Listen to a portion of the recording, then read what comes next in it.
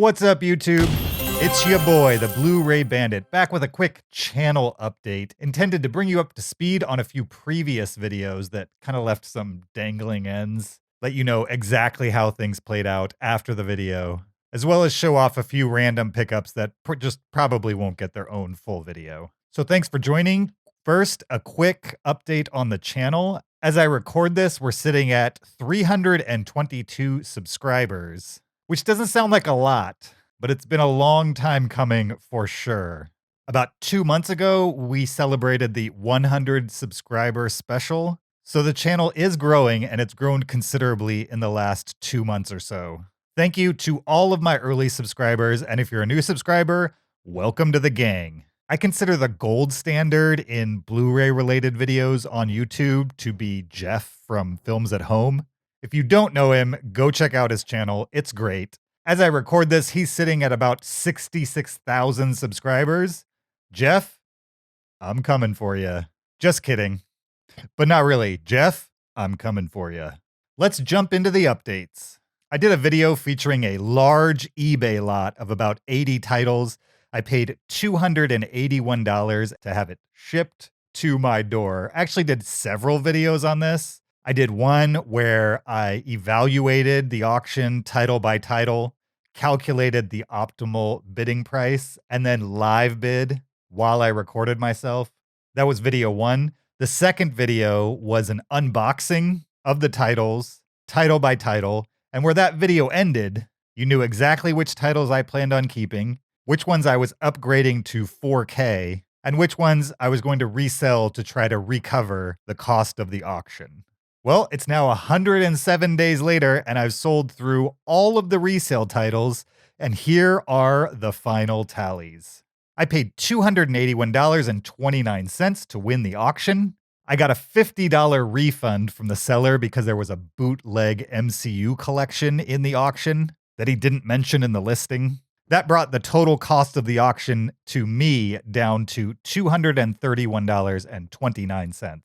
After reselling all the 4K titles I didn't want, as well as my Blu-ray copies of titles that I was upgrading to 4K, as well as the Blu-ray copies that came in the auction that I already had or didn't want, I made back a total of $259.14. Subtract 12% of that for eBay fees, and my total recouped via resale comes out to $228.05. Subtract that from the total auction cost of $231.29, and you have a total cost of $3.24 for all of the titles currently on your screen. Just a reminder that you can do this as well. Just search up eBay for 4K lot or Blu-ray lot. Research those prices, find a good deal, snipe the auction, resell the ones that you don't want to pay for the titles you plan on keeping. I built the vast majority of the collection you see behind me using this method, as well as finding titles out in the wild. Some I keep, some I resell, but ultimately everything you see behind me I paid $0 for in the end.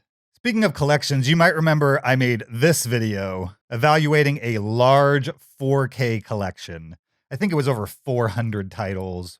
A good deal of them were 4K, and a decent amount were actually 4K steelbooks.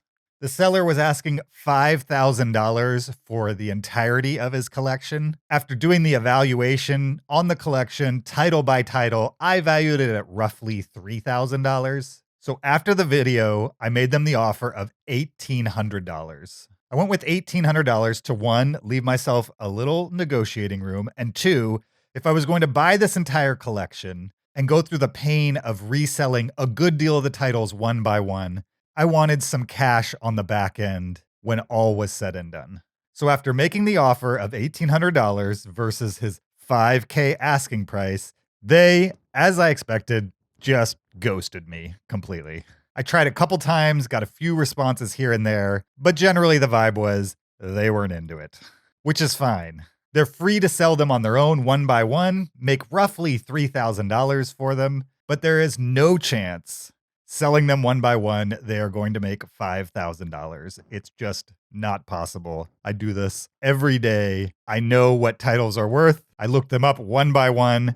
$5,000 is just never going to happen. While we weren't able to land on an agreeable price, I did learn how much 4K steelbooks are generally valued at, and in the end, I'm kind of unimpressed. I think people who collect 4K steelbooks or steelbooks in general kind of act like they're buying some kind of baseball card or comic book that's going to appreciate over time, and the fact is, that is not the case. 4K steelbooks, based on my experience, generally lose value just as fast as your typical Blu-ray. They start out a little more expensive, and so on the resale market, they're a little more expensive, but the vast, vast, vast majority of them are not gaining in price. There are a few outliers, just like there's a few outliers with standard Blu-rays or boutique Blu-rays, but for the most part, if you buy a 4K steelbook and you pay $35 to $40 for it, please understand that you're buying it because you like it as a collector, not because it's ever going to go up in price.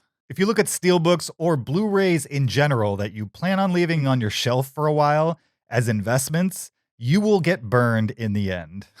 Your typical steelbook, your typical Blu-ray, if you like to collect them, great, collect them. But don't see them as investments. They are not investments. Rant over. Thank you for coming to my TED Talk. Let's move on. I made another video recently featuring 25 surprisingly valuable Blu-rays you might be able to find at a pawn shop. Since then, I bought a handful of Blu-rays at a garage sale. These were $2 each. There's a bunch of good titles in here, but one of them was Cruel Intentions, as featured in that video.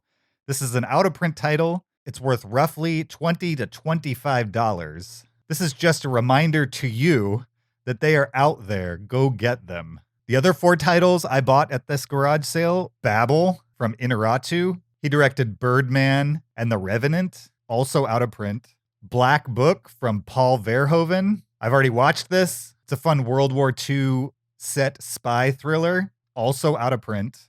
Youth Without Youth from Francis Ford Coppola, director of the Godfather trilogy, also out of print. And Unbreakable from M. Night Shyamalan, also out of print. Point is, the out of print titles are out there. When you find one, take a look at the tiny text on the bottom. See when the Blu-ray was released. If you see that the movie itself was released before the Blu-ray was released, which it'll always be before. But let's say, for example, Unbreakable is an early 2000s movie, but got a Blu-ray release in 2008.